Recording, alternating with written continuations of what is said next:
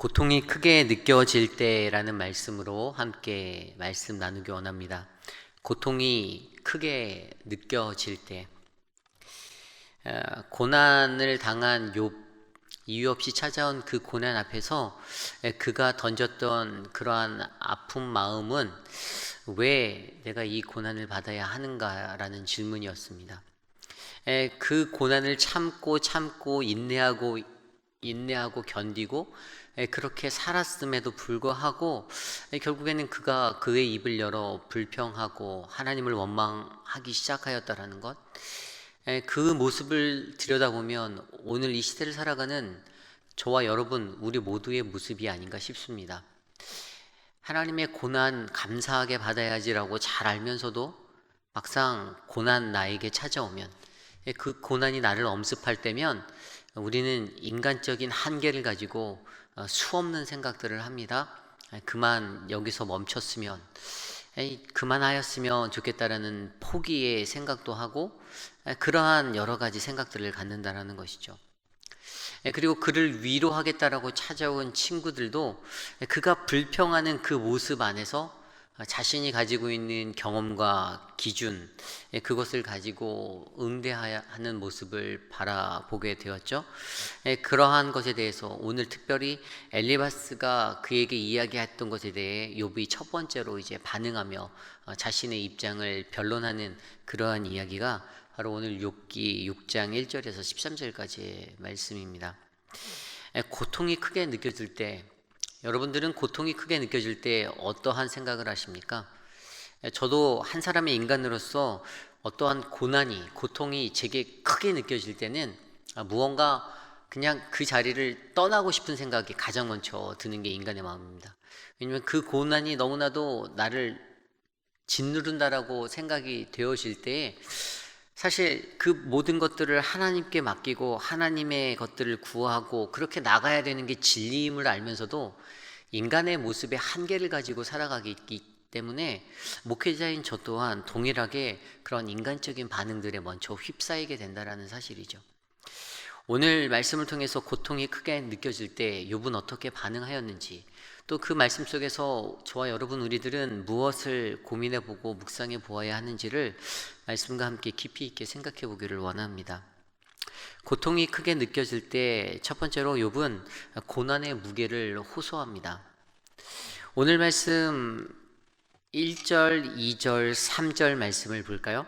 욥이 대답하여 이르되 나의 괴로움을 달아보며 나의 파멸을 저울 위에 모두 놓을 수 있다면 바다의 모래보다도 무거울 것이라. 그러므로 나의 말이 경솔하였구나.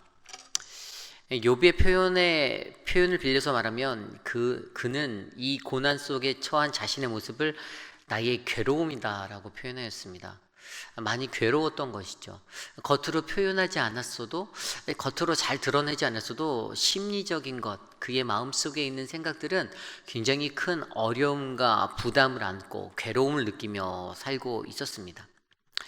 특별히 여기 2절에 나의 괴로움, 이 괴로움이라고 사용된 히브리어 단어는 카스라는 단어인데요, 앞선 5장 2절에서 엘리바스가 욥에게 이야기할 때 이러한 말을 하였죠.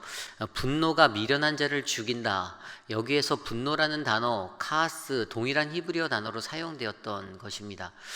근데 앞선 것에서는 분노라는 단어로 사용되고 이 오늘 말씀에서는 괴로움이라는 단어로 사용되었던 이 카스라는 단어가 결국에는 오늘 그가 갖고 있는 분노, 그가 가졌던 그런 마음들, 그 무게가 얼마나 큰 거인지를 좀 상상하게 만듭니다.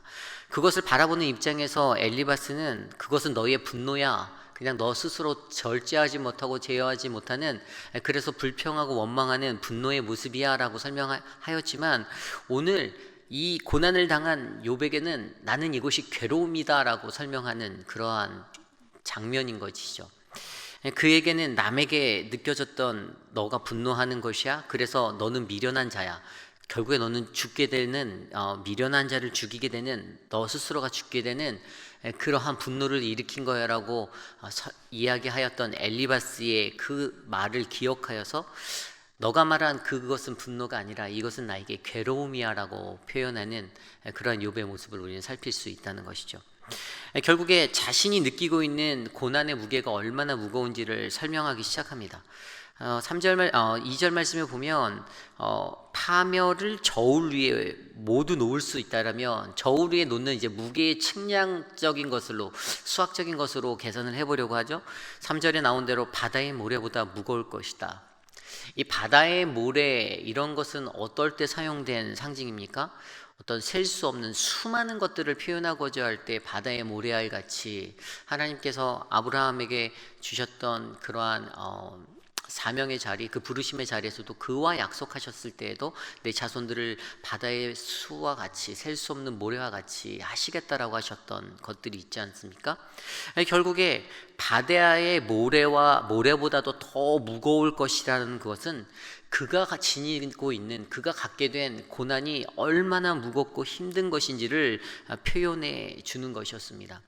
그리고 3절 말씀을 자세히 들여다보면 그러므로 나의 말이 경솔하였구나. 그냥 문자적인 단어적인 것만 보면 자기 스스로가 회개하는 욥의 모습을 보여주는 것 같지만 사실 이것은 세번역 성경에 보면 어떻게 표현되었냐면 앞선 이러한 무거운 고난들 때문에 내가 내 말이 거칠게 나왔다. 그래서 내 말이 거칠었다라고 자기를 변론하는 것의 이야기죠. 그가 회개하고 내가 말 실수했구나 이 자리를 선 게 아니라 내 고난 중에 나는 그렇게 말할 수밖에 없었다.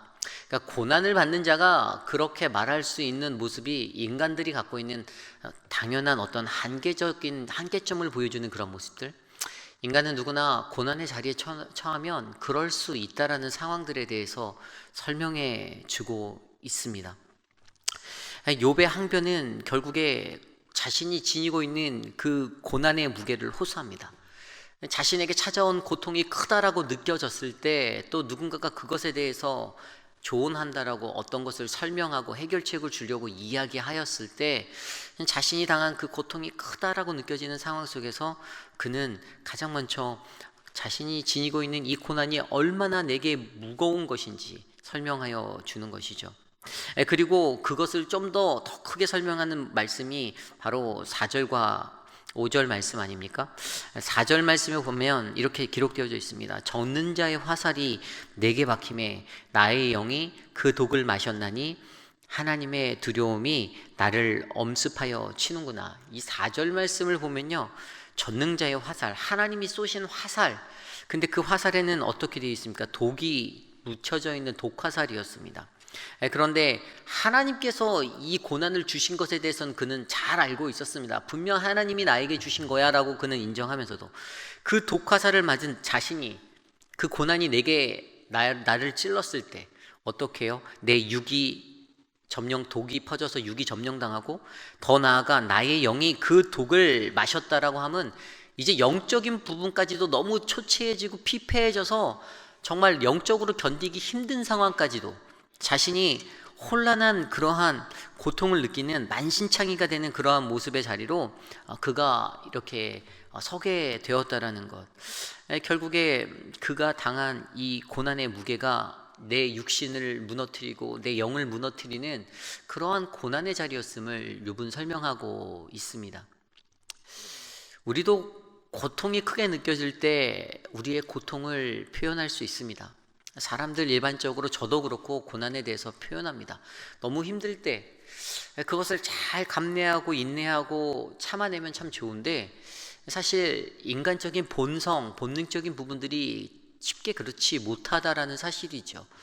아무리 강한 성인 군자도 결국 고난의 자리 앞에서는 그 정신적인 것들이 어느 한순간에 확 무너져버리는 그러한 자리를 경험할 수 있다라는 것을 우리에게 알려주고 있습니다. 고난의 무게를 호소하는 욥, 어찌 보면 이 모습은 이 시대를 살아가는 저와 여러분 우리들의 일상적인 모습일 수 있습니다. 하지만 그 안에서 우리가 바라보아야 하는 것이 무엇인지를 좀 더 깊이 있게 생각해보고 고통이 크게 느껴질 때 나의 고난의 무게를 호소할 수 있는 그 모습 안에서 하나님이 원하시는 뜻들을 발견하는 저와 여러분들이 되기를 간절히 소망합니다. 두 번째로 고통이 크게 느껴질 때에 욥은 이렇게 고백합니다. 자신의 삶이 정상이 아니라고 말합니다. 내 삶이 정상이 아니다라고 표현합니다. 오늘 말씀 5절부터 7절까지의 말씀입니다. 들나귀가 풀이 있으면 어찌 울겠으며 소가 꼴이 있으면 어찌 울겠느냐. 싱거운 것이 소금 없이 먹히겠느냐. 닭의 알 휜자 위가 맛이 있겠느냐. 내 마음이 이런 것을 만지기도 싫어하나니 꺼리는 음식물과 같이 여김이라. 아멘. 팔레스틴 지역에 거주했던 그들의 일상의 소재를 가지고 이야기하고 있습니다. 들나귀가 풀이 있으면 어찌 울겠는가, 소가 꼴이 있으면 어찌 울겠는가. 무슨 말입니까? 먹을 게 많이 있으면 괜찮은데 먹을 게 없으면 이 소나 들나귀가 울 수밖에 없다는 거죠. 배고프다고 우는 것, 자연적인 현상에 대해서 설명하고 있는 것입니다. 그리고 싱거운 것이 소금 없이 먹히겠느냐? 닭의 알 휜자 위가 맛있겠느냐? 이것은 그러니까 자연스러운 어떤 그런 음식을 먹을 때도 자연스러운 것에 대해서 이야기해야 되는데 결국에는 그게 자연스럽지 못하기 때문에 내가 그것을 먹기 싫어한다 라는 그런 음식적인 비유를 들어서 설명하고 있습니다. 더 나아가서 7절에는 그런 것들을 만지기도 싫어한다라고 표현하면서 꺼리는 식물같이 여겼다 이렇게 설명하고 있습니다. 꺼리는 식물같이 여김이라는 것에 꺼리는 식물은 이것은 못된 식물이라고 표현되어져 있는데요, 나를 아프게 하는 음식, 결국에 나에게 어떤 덕이 되지 않는 음식들에 대해서 이야기합니다. 그것은 엘리바스가 그에게 조언을 한다고 어떤 것들을 멘토적으로 나누었다고 하더라도, 어떤 멘션을 하였다고 하더라도 그가 나누었던 것이 자기에게는 전혀 도움이 되지 않는다, 나에게 오히려 해가 되는 그러한 것이다, 나는 그것을 만지기도 꺼려할 정도로 담아두지 않는다라는 그러한 것으로 우리는 이해할 수 있습니다. 결국에 고통이 크게 느껴질 때에 욥이 설명한 것처럼 내 생활이 지금 정상이 아니야 라고 말하는 부분들, 자연스럽게 흘러가야 하는 부분들에 뭔가 자연스럽지 못하고 계속해서 그의 육신이 망가지고 그의 외적인 자녀들의 가정의 어려움이 찾아오고, 그리고 자기의 영적인 부분들, 그 영적인 부분들이 무너지게 되는 그러한 삶의 자리에 처했을 때 그가 토로하는 것은 내 삶이 지금 정상이 아닌 것 같다라고 이야기할 수 있는 것이죠. 그리고 그러한 이야기는 좀 전에 설명드린 대로 엘리바스가 나누었던 그의 조언들, 그것에 대해서 강력하게 거부하는, 받아들이지 않는, 내가 지금 심각하게 고난당하고 고통받는 상황, 정상이 아닌 내 삶의 궤도가 이탈되어져 버린 그런 나의 삶 속에 전혀 도움이 되지 않는 그런 조언을 하는 엘리바스를 향하여 던져주는 메시지였습니다. 고통이 느껴질 때 저와 여러분에게는 이러한 일들이 일어날 수 있습니다. 내 삶이 정상이 아니다라고 느껴지는 부분들, 그래서 주변에 누군가가 나에게 찾아와서 어떤 신앙적인 기준에 조언을 한다고 할 때도 그 말이 내 말에 가슴 깊이 다가오지 않고 오히려 왜 저 사람이 신앙적인 기준으로 나를 평가하고 자신의 기준으로 자신의 해법을 제시하지? 그러한 생각들을 할 때가 있습니다. 그럼에도 불구하고 우리가 고통이 크게 느껴질 때 욥이 항변하는 이러한 모습들을 통해서 과연 신앙인으로서 나는 어떠한 삶의 궤도를 찾아가야 하는지를 고민해보는 우리 모두가 되기를 소망합니다. 고통이 크게 느껴질 때 세 번째 욥의 모습에서는 죽음을 갈망함을 발견할 수 있습니다. 고통이 크게 느껴질 때 죽음을 갈망합니다. 오늘 말씀 8절 말씀입니다. 나의 간구를 누가 들어줄 것이며 나의 소원을 하나님이 허락하시랴. 9절, 이는 곧 나를 멸하시기를 기뻐하사 하나님이 그의 손을 들어 나를 끊어 버리실 것이라. 앞선 자리에서 분명히 욥은 자신의 삶을 비관하였습니다. 태어나지 말았으면, 내가 이 땅에 나오지 않았으면 왜 나에게 이런 고난이 있었을까? 차라리 그때 내가 없었더라면, 그리고 차라리 내가 죽는 게 낫겠다라는 그러한 것들을 마음으로 표현하고 하였죠. 그러한 죽음을 갈망한 것에 대해서 다시 오늘 8절과 9절 말씀에서 그러한 마음을 다시 한번 비춥니다. 하나님께서 그의 손을 들어서 나를 끊어내 버리실 것인데 고난 중에 신앙적인 혼란에 빠졌을 때 자포자기하는 우리들의 마음과 흡사하다라고 생각이 듭니다. 어떤 일들의 고난이 닥쳤을 때에도 그냥 다 관뒀으면, 그냥 다 포기해버렸으면 하는 그 마음들, 삶의 자리에서 잘 나가는 어떤 연예인들이나 유명 인사들도 잘 나가던 그 자리에서 어느 한순간에 고난당하고 어려운 지경에 갔을 때 꼭 극단적인 선택을 하는 사람들이 있지 않습니까?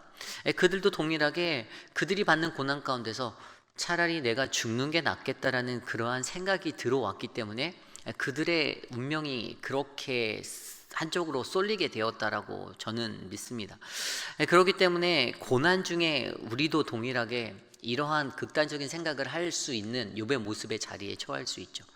욥이 자기가 고난 당하여서 차라리 죽는 게 낫겠다, 태어나지 않았으면 좋겠다라고 생각한 것들이 이 시대를 살아가는 우리 모두에게도 고난 중에 우리가 느낄 수 있는 마음일 수 있다라는 사실입니다. 그럼에도 불구하고 저와 여러분에게 하나님이 원하시는 것은 무엇일까요? 그러한 극단적인 선택이 아니라 바로 그 고난 중에서 나의 마음을 다스릴 줄 아는, 하나님을 바라보고 나를 다스릴 수 있는 그러한 시간을 갖는 것, 이것들이 우리에게 필요하다라고 말씀하십니다. 오늘 매번 마지막으로 고통이 크게 느껴질 때, 그때 나의 무능력을 깨달았습니다. 나의 무능력을 깨닫습니다. 오늘 말씀 11절로 13절까지의 말씀입니다. 내가 무슨 기력이 있기에 기다리겠느냐? 내 마지막이 어떠하겠기에 그저 참겠느냐? 나의 기력이 어찌 돌의 기력이겠느냐? 나의 살이 어찌 놋새겠느냐? 나의 도움이 내 속에 없지 아니하냐? 나의 능력이 내게서 쫓겨나지 아니하였느냐? 아멘. 욥이 느꼈던 것은 고난 중에 고통이 크게 느껴질 때 내가 아무것도 할 수 없는 자구나, 내가 무기력한 자구나, 내 손으로는 어떤 것도 할 수 없다라는 것을 토로했다라는 것입니다. 11절에도 보면 내가 무슨 기력이 있기에 기다리겠느냐, 인내할 수도 없는 그러한 마음의 고난의 무게가 느껴지고 있을 때, 그리고 자기의 기력이 어찌 돌의 기력이겠냐, 내가 그렇게 단단한 사람이 아니다, 나도 사람인데, 자신의 한계를 적나라하게 드러내는 것이죠. 인간적인 한계. 많은 사람들이 어떤 일을 할 때 끝까지 많이 이렇게 얘기하지 않습니까? 끝까지 참아라, 참아라, 참아라. 참으라고 얘기하는 이야기 저도 수도 없이 많이 들었습니다. 그런데 살다 보면 참는 것도 한계가 있다라는 것들이 인간의 한계라는 것을 저도 느낍니다. 왜냐하면 제 스스로가 끝까지 못 참기 때문을 제가 너무나도 잘 알기 때문이죠. 결국에 그 자리에 맞닥뜨렸을 때 결국에 13절의 고백처럼 욥은 나의 도움이 내 속에 없지 아니하냐? 나의 능력이 내게서 쫓겨나지 아니하였느냐? 욥 자신이 스스로가 자신의 위기를 해결할 수 있는 능력이 없음을 토로하고 있다라는 사실을 우리는 발견하게 됩니다. 자신의 무능력을 깨달았다라는 것.